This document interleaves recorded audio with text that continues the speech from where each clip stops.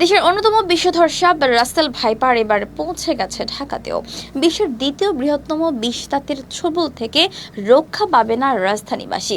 এতদিন ঢাকার আশেপাশে পদ্মা তীরের জেলাগুলোতে উপদ্রব বাড়তে থাকলেও এখন আর সেসবে সীমাবদ্ধ নেই। গত কয়েকদিন ধরে রাসেল ভাইপার বা চন্দ্রবোরা সাপের আনাগোনার খবরে আতঙ্কে দিন পার করছেন ঢাকার দোহারের চরাঞ্চলের বাসিন্দারা। স্থানীয়রা জানান, চলমান বর্ষা মৌসুমে দোহারের বিভিন্ন স্থানে বিষধর রাসেল ভাইপার সাপ দেখা গেছে। এমনকি কিলিং মেশিন খ্যাত সাপটিকে শনাক্ত করে পিটিয়ে মেরেও ফেলা হয়েছে।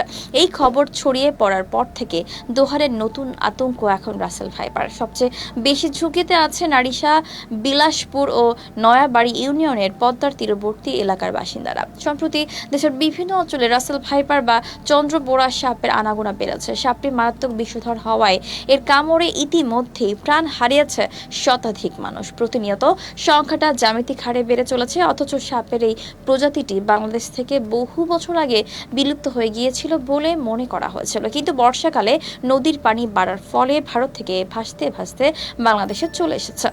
এখনো পর্যন্ত পদ্মা অববাহিকায় এই সাপ সবচেয়ে বেশি পাওয়া গেছে। সেই সব এলাকায় আছে প্রচুর কচুরিপানা, আবার কচুরিপানার মধ্যেও এই সাপ পাওয়া গেছে। তাই অনেকের বিশ্বাস, কচুরিপানার ওপর ভেসে এক জায়গা থেকে আরেক জায়গায় পৌঁছে থাকে বিষধর চন্দ্রবোরা।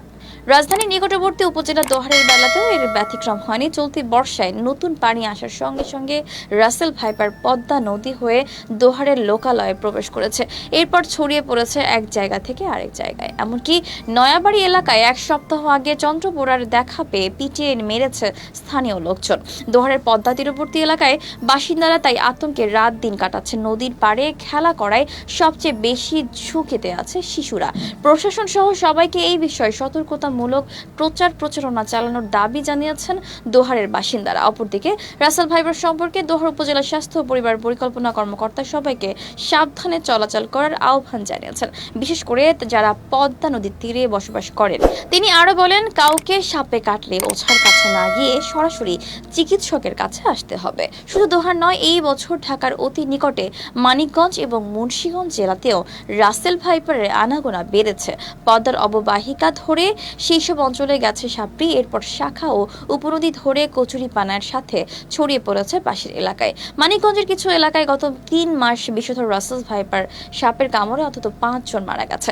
একসময় শুধুমাত্র পদ্মা তীরবর্তী কয়েকটি জেলা ও চরাঞ্চলে চন্দ্রবোরার উপস্থিতি ছিল। সংখ্যায় কম থাকায় কামড়ে মৃত্যুর রেকর্ড হতো কম, কিন্তু সাম্প্রতিক সময়ে রূপ বদলেছে সাপটি। অভিযোজন ক্ষমতা বেড়ে যাওয়ায় বেড়ে গেছে বিস্তৃতিও।